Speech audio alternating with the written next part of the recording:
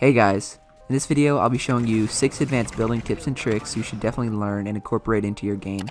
These will all be pretty advanced techniques that you'll probably need to practice to perfect, but the order of the tips will be from simplest to hardest, so make sure you stick around until the end of the video to see some of the really insane tips and tricks. Lastly, before we jump into it, I want to address this before I get 500 comments saying, "Why did you do this in Playgrounds and not Creative?" Well, Creative doesn't allow me to get my friend's perspective for these clips, but I can in Playgrounds, so I'm trying to do it to just make the video better for you guys so I can get the opposite person's perspective. Enough with the chit chat, let's get into them. The first trick I have for you guys is a cheeky little maneuver to outsmart your enemy and get a sick angle on them when dropping down from high ground.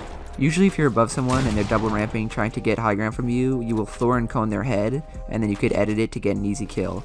But because everyone is getting much better at the game, most people expect that now. Instead, after coning and flooring them, you can edit the cone, and as they sit and wait for the floor edit, you can drop down next to them, build a ramp, and then get an easy shot off. You don't always have to edit the cone, as it's faster to drop down next to them and get a shot in, but if you really want to play mind games with them, it's definitely something that will fake them out. From their perspective, they will lose track of you because they're still a level below you and will probably think that you're just staying on high ground, and then you could drop down next to them on either side for an easy kill. Our next tip is a smart way to utilize the gold turrets that most people think are pretty useless. If you're up against a good player and manage to replace their wall, then more than likely build a ramp in front of them to protect themselves. Instead of spraying it relentlessly or trying to out-turbo build them, you can slap down a turret and it will destroy their ramp and prevent them from building at all. This will catch them off guard and allow you to get a shot off on them before they can react. This works especially well if you're in a build fight and trap a good opponent but have no traps. Instead of editing down, which they'll more than likely expect now, you can rotate the ramp towards yourself, then place the turret on the floor in front of you and get an easy kill. Just be aware you can only put the trap on your own floor or the ground in a building as long as they haven't built their own floor themselves. This trick was originally found by Martos, but I first saw it in this clip by Mr. Savage M.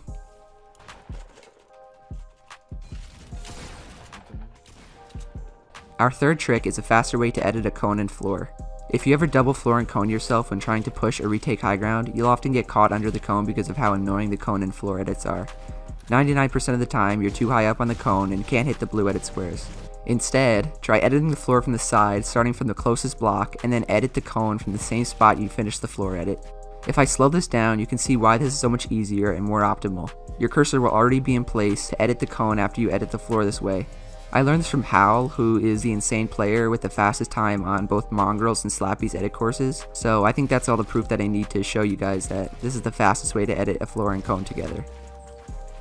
Fourth on the list is one of my new favorite tricks that combines a high ground retake and a quick peek that allows you to get a shot off. Most of you guys have probably seen scissor jumps, which is where you jump around a cone in front of you and catch yourself with a floor on a level above where you were. You can actually scissor jump and get a shot off before catching yourself. If you have trouble with this, make sure that once you get the shot off, you look straight down to build the floor to stop yourself from falling off the high ground. This technique is actually really useful when doing the Martos 1x1 technique where you edit a cone and then jump for high ground, especially because you know your opponent will be sitting on top of your 1x1, either waiting for you or trying to replace your cone. You can also use it how you usually would just use a cone jump if someone is sitting on high ground by the cone or floor you're jumping to the side of. If you do it quickly enough, your opponent won't be able to get a shot back off on you, and it will be taken so off guard that once they get hit by the shot, they won't react and build up to take high ground. We could take it one step further if you're up against a really good player who will expect the cone jump and place floors on every side of them. If they do this, then you won't be able to do the cone jump to the side or in any direction. So instead of doing some convoluted jump like Vorwin's around these cones, we can just build a floor before they do, edit the floor on the way up, and then do our cone jump shot combo. This is extremely advanced and will take a lot of practice, but when you pull it off on an opponent or someone in a creative build fight, they'll definitely be left in awe.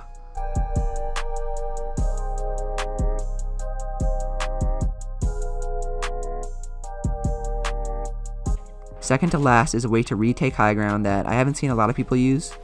Most people when double ramping up either cone the ramp above them, do a Thwifo cone, or do the new insane Martos cone strat that blocks 3 levels up. But as great as these all are, a lot of the time when I follow opponents, I'll follow to the side of them so I won't get blocked at all, and then I'll get a ramp off in their box when they go to 90 or 180 so they'll get stuck.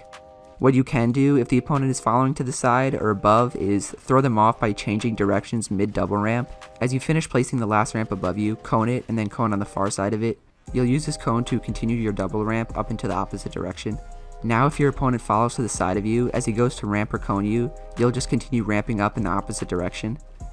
After that, you can double 90 up, or if they follow you, you can get a shot off from the side when they lose track of you thinking that you kept tunneling forward. This technique also takes time to practice, but it is just another situational trick to have in your arsenal, especially when your opponent is following to the side of your ramp and all the other techniques that I've shown you can't really be used in this situation.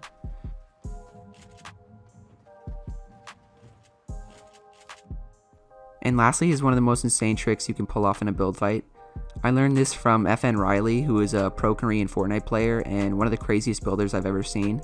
The trick is that when your opponent builds a ramp over you, you preemptively floor it. Then you can edit the floor that you built already under their ramp, cone them, and then retake high ground.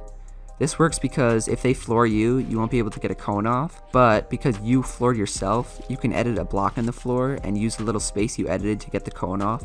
Your opponent probably won't even realize it's not their floor, as they were probably turbo building the floor, but because you built it early, they'll see it and think it's theirs.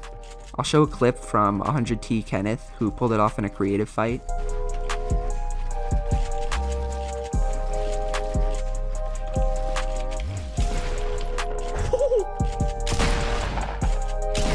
Don't worry, I'll slow it down because he did it so fast, but remember the key is to floor yourself under their ramp before they can. My tip for that is that you should understand where they are in relation to you and that they're going to ramp above you. This way you can get the floor down just before they do or after they place their ramp. If you haven't noticed, pretty much all these tricks involve predictions and outsmarting your opponents, but that's why they're advanced and why they will easily work on really good players too.